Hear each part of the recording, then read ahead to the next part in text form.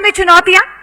जोरदार तालियों के साथ स्वागत कीजिए स्वास्थ्य मंत्री आरती सिंह राव जी का, और इनसे खास बातचीत करेंगी मेरी सहयोगी जसप्रीत कौर। एक बार जोरदार तालियों से स्वागत कीजिए।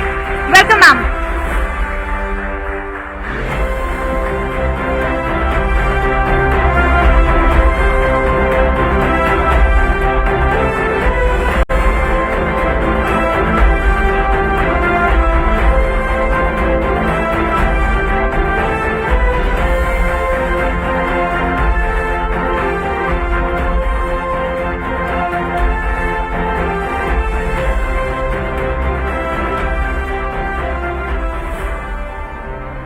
आरती राव जी, बहुत बहुत स्वागत है आपका न्यूज 18 इंडिया में। बहुत बहुत धन्यवाद आपका।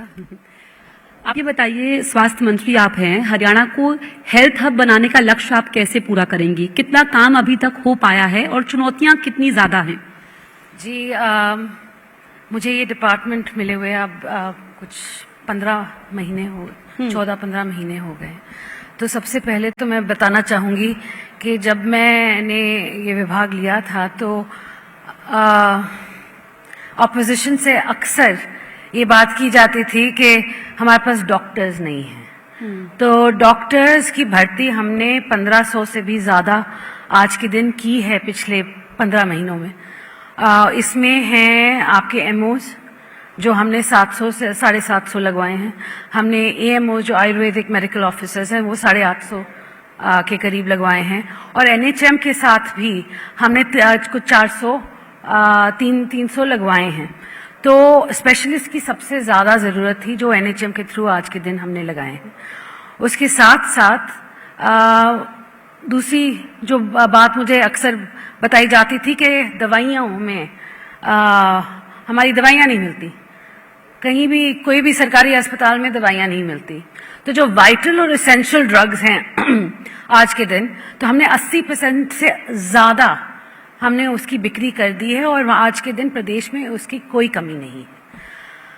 फिर रही मशीनों की, हमने मशीनें भी खरीदी हैं, अल्ट्रासाउंड की हों, एक्सरे मशीनें हों।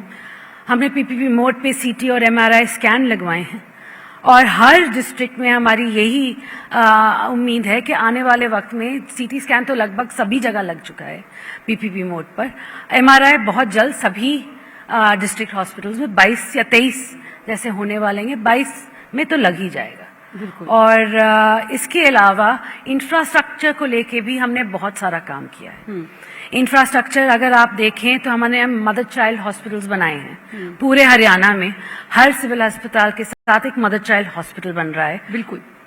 आरती राव जी, ये आप ओवरऑल बता रही हैं। अब हम डॉक्टर्स की भर्ती पर आते हैं, तो इसको लेकर के नीति क्या बन रही है? अभी तक कितनी भर्तियां हुई हैं, आगे कैसे होगा काम? जैसे मैंने कहा आपको कि भर्तियां 1500 के आसपास हुए हैं, बाकी एनएचएम के थ्रू जो कॉन्ट्रैक्चुअल हैं वो हुए हैं। मगर हमने 450 और भर्तियों के लिए फाइल चला रखी है और वो भी बहुत जल्द आ जाएंगी। इसके साथ साथ हमारे बॉन्डेड जो डॉक्टर्स हैं जो पहले से हमारे एमओ बने हुए थे और जो एमडी की डिग्री लेके आए हैं, कुछ 150 इस साल से ज्वाइन भी करेंगे स्पेशलिस्ट डॉक्टर। बिकॉज सबसे ज्यादा जरूरत आज के दिन हरियाणा प्रदेश में स्पेशलिस्ट डॉक्टर्स की है।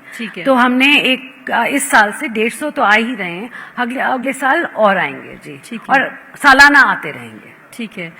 लिंग अनुपात की स्थिति पर आप क्या कहेंगी, क्योंकि इसको लेकर के विपक्ष भी सवाल उठा रहा है। इस वक्त राज्य में स्थिति क्या है और लिंग जांच को लेकर क्या चल रहा है? जी, मैं सबसे पहले तो ये कहना चाहूंगी कि लिंग अनुपात 2014 में 860 या 65 था। ठीक है। और जब मोदी जी ने पानीपत में बेटी बचाओ बेटी पढ़ाओ की योजना का अनाउंसमेंट किया था, उसके बाद सबका ध्यान आने लगा कि लिंग अनुपात पे हमें ध्यान देना चाहिए। और उसके बाद हमारा लिंग अनुपात हरियाणा में बढ़ता ही गया और आज के दिन वो 920 के आगे बढ़ चुका है।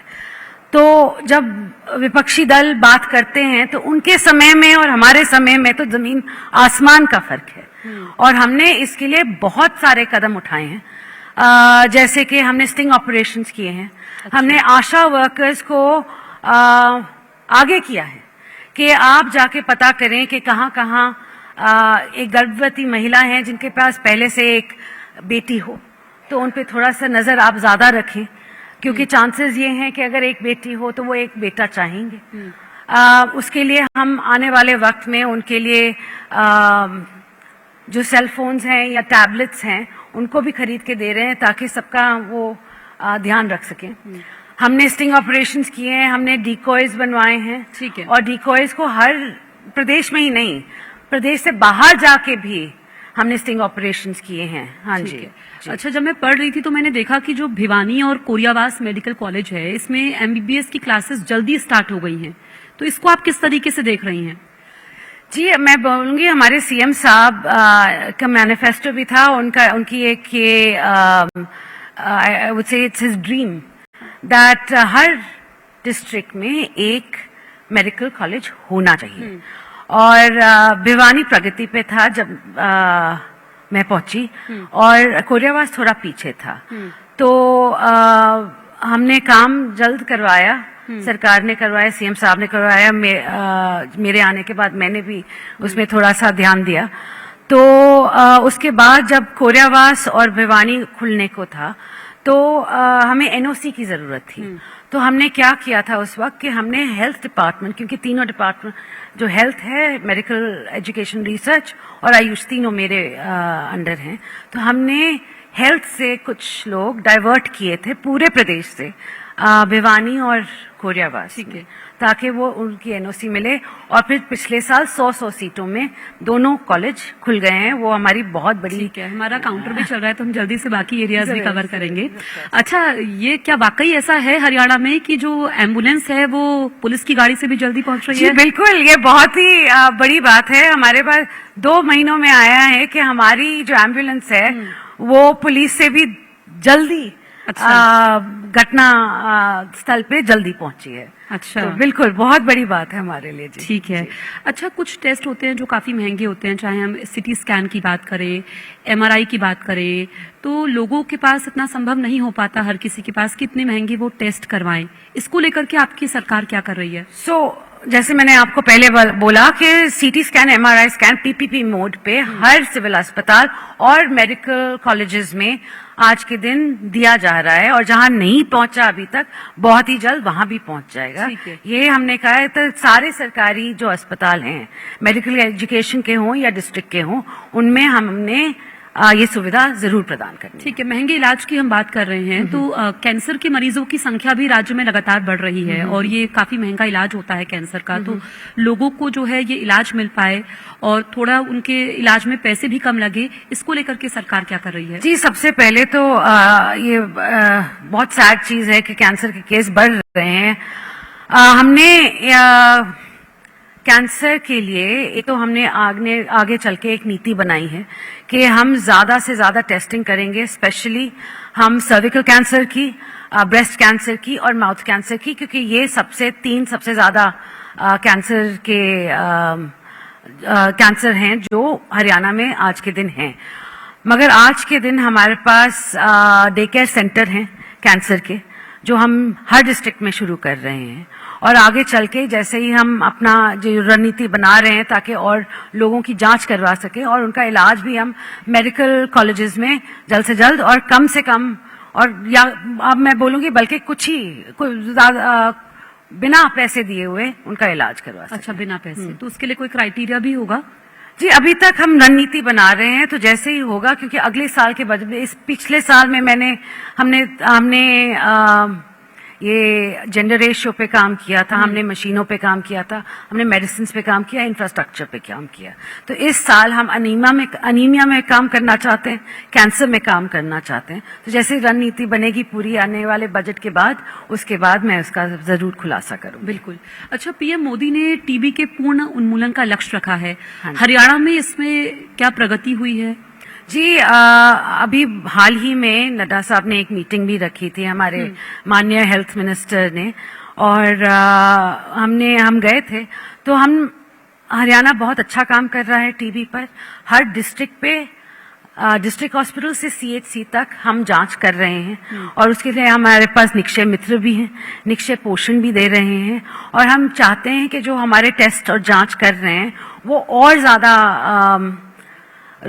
ज्यादा करें, ताकि हमें जो भी आज के दिन टीबी से के लक्षण हैं जिनके पास, उनको हम उनका इलाज करके उनको रोग मुक्त कर सके, और ताकि हम ये टीबी मुक्त भारत जो हमारे प्रधानमंत्री जी की योजना है वो हरियाणा सबसे पहले सफल हो उसमें। बिल्कुल। अच्छा, अगर हम शिशु मृत्यु दर की बात करें या मातृ मृत्यु दर की बात करें तो क्या इसमें कुछ कमी आई है? बिल्कुल जी, infant mortality rate and mother mortality rate दोनों में कमती हुई है पिछले साल में। और ये बहुत अच्छी बात है और बहुत बड़ी बात है हरियाणा के लिए, क्योंकि हमारा स्टेट थोड़ा सा ज्यादा था दोनों केसेस में, और आज के दिन इसमें हेल्थ डिपार्टमेंट ने बहुत ही बढ़िया काम किया है और दोनों में गिरावट आई है। अच्छा, मैं पढ़ रही थी तो आप पैरा स्पोर्ट्स एसोसिएशन की प्रेसिडेंट भी हैं, तो आप खिलाड़ियों को लेकर के क्या कर रही हैं? जी, खिलाड़ियों को लेकर पैरालंपिक अगर आप देखेंगे कि ओलंपिक मेडल जितने आते हैं उससे डबल पैरालंपिक्स में आते हैं। और पैरालंपिक मैं कहूंगी कि हरियाणा के जो एथलीट्स हैं, जब मेडल्स आते हैं तो 30% से ज्यादा हरियाणा के ही एथलीट्स को आते हैं। हाँ। तो ये बहुत बहुत ही गर्व की बात है हमारे प्रदेश के लिए कि हमारे पैरा एथलीट्स इतना बढ़िया काम कर रहे हैं। और हमने डिस्ट्रिक्ट लेवल से हमने लोगों को कहा है कि देखिए अलग अलग हैंडीकैप के अलग अलग स्पोर्ट्स होते हैं, आप रुचि दिखाइए, हम आपको आगे बढ़ाएंगे, और जितने ज्यादा हमारे एथलीट्स आए आगे चलकर हमारे देश का रोशन करें, वो हमारे लिए बहुत ही गर्व की बात हो। बिल्कुल। और जिनको नहीं पता उनको बता दें कि आरती राव खुद जो है वो नेशनल शूटर भी रही हैं, खुद एक खिलाड़ी हैं। आप भविष्य में इसे कैसे देखती हैं और क्या अभी भी समय मिलता है आपको शूटिंग के लिए? जी, मैंने 18 साल इंडिया टीम में रही हूं। मैं 18 साल और मैं 15 बार नेशनल चैंपियन रह चुकी हूं, जो बहुत कम लोग इतनी बारी नेशनल चैंपियन रहे हैं। मगर उसके बाद कहते हैं ना कि जिंदगी एक मोड़ ले लेती है। वो एक अलग जिंदगी थी, मगर डेफिनेटली उसने मुझे बहुत सिखाया कि आप फोकस कैसे कर सकते हैं, आप हार्डवर्क कैसे करते हैं। तो उसी को मैं आज के दिन अपनी राजनीति में भी शामिल कर रही हूँ। अच्छा, बिल्कुल। अच्छा, आपकी जिंदगी का कोई एक ऐसा किस्सा जो आपको हमेशा याद रहेगा और जो आपको मोटिवेट भी करता हो? जी, मोटिवेशन के लिए मैं कहूँगी कि सबसे ज्यादा तो हम अपने प्रधानमंत्री जी को देखें कि बिना थके बिना रुके वो कितना बेहतरीन काम कर रहे हैं हमारे भारत के लिए। उसके साथ साथ अपने परिवार की बात करूं तो मेरे जो दादाजी थे, मेरे पिताजी हैं, उन्होंने हमेशा निडर होकर लोगों की बात सामने रखी है। तो वो एक इंस्पिरेशन है मेरे लिए कि अपनी चिंता मत करो, अगर आप किसी काम के लिए यहाँ पे आए हो तो वो काम जरूर पूरा करो। बिल्कुल। तो आपने अपने परिवार का जिक्र किया, क्योंकि आपके परिवार को लंबी राजनीति के लिए एक ईमानदार परिवार के तौर पर जाना जाता है, लेकिन राजनीतिक वर्चस्व की लड़ाई हमेशा लड़नी पड़ती है। जी, देखिए ये तो राजनीति है।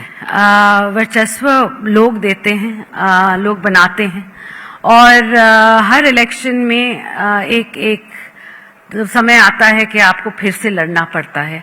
मगर मैं ये कहूँगी अपने परिवार के बारे में कि आज के दिन भी उन्होंने अच्छा नाम कमाया, सच्चाई का नाम कमाया है, जैसे आपने कहा ईमानदारी का नाम कमाया है। और इसी को प्रेरणा लेके मैं आगे बढ़ रही हूँ आज के दिन कि मैं भी ऐसा ही काम करूँ ताकि लोग भी मुझे इसी नाम से जानें। जी, बिल्कुल। और मैं बस ये कहूंगी कि लड़ाई हर चीज में होती है, शूटिंग में हो या राजनीति में हो, मगर ये आपका काम है कि आपको लड़ते रहना चाहिए। बिल्कुल। आपके डिपार्टमेंट की अगर हम बात करें तो कुछ ऑनलाइन काउंसिल भी शुरू की गई है, इससे कितना फायदा होगा स्टूडेंट्स की? अगर हम खासकर बात करें ऑनलाइन काउंसिल की तो कितना फायदा? ऑनलाइन रजिस्ट्रेशन हुई है। आज के दिन जो मेडिकल फील्ड में आपके डॉक्टर्स आते हैं, उनको रजिस्ट्रेशन करने के लिए बहुत दिक्कत पड़ रही थी, फार्मासिस्ट को बहुत दिक्कत पड़ रही थी। तो हाल ही में सीएम साहब ने एक पोर्टल लॉन्च किया है जहां पे आप डायरेक्टली ऑनलाइन आप अपने आप को रजिस्टर करवा सकते हैं, अपने सारे पेपर्स आप ऑनलाइन डाल सकते हैं, तो फिर यह घर बैठे बैठे आपकी रजिस्ट्रेशन हो जाएगी। ये 5 विभागों में हुआ है, हेल्थ में हुआ, मेडिसिन में हुआ है, फार्मेसी में हुआ है, आयुष में हुआ है, डेंटिस्ट में हुआ है और होम्योपैथी में हुआ है, और आगे चल के नर्सेज का भी और फिजियोथेरेपी का भी इसमें पोर्टल में जुड़ जाएगा। बिल्कुल आरती राव जी, हमने सभी एरियाज को कवर किया है और आखिरी के मेरे 2 सवाल आपसे रहेंगे कि जो ये सवाल उठते हैं कि अगर जो सरकारी हॉस्पिटल्स हैं इसमें बेड टाइम नहीं मिल पाए या बेड्स की संख्या को अगर बढ़ाया जाए, किस तरीके से उस पर काम हो रहा है? जी, जैसे इनफैक्ट हमारे जो मैनिफेस्टो थे सीएम साहब, पहली चीज तो मैं बताना चाहूंगी कि जैसे ही हमारे सीएम साहब ने दूसरा अपना टर्म शुरू किया तो आई थिंक उन्होंने उस वक्त अपना स्वेरिंग इन सेरेमनी भी नहीं किया था, मगर फ्री डायलिसिस पूरे हरियाणा को दे दिया था। तो ये बहुत बड़ी बात है कि हर डिस्ट्रिक्ट में आज के दिन फ्री डायलिसिस की सुविधा सभी लोगों के हरियाणा प्रदेश वासियों को मिल रही है। तो उसके साथ साथ आपने पूछी थी काउंसिल को लेकर के, काउंसिल को लेकर जो यहाँ पर जैसे अगर हमने आपका देखा कि जो आपके डिपार्टमेंट में कौन कौन सी काउंसिल ऑनलाइन शुरू की गई है, ऑनलाइन हाँ इसका जी, फायदा ये तो हो रहा है, ये हो हाँ गया। जी। इसके अलावा और क्या कदम उठाए जा रहे हैं जिसमें अगर हम देखें कि जो फ्री मेडिकल चेकअप की हम बात करते हैं उन परिवारों को? We are doing that.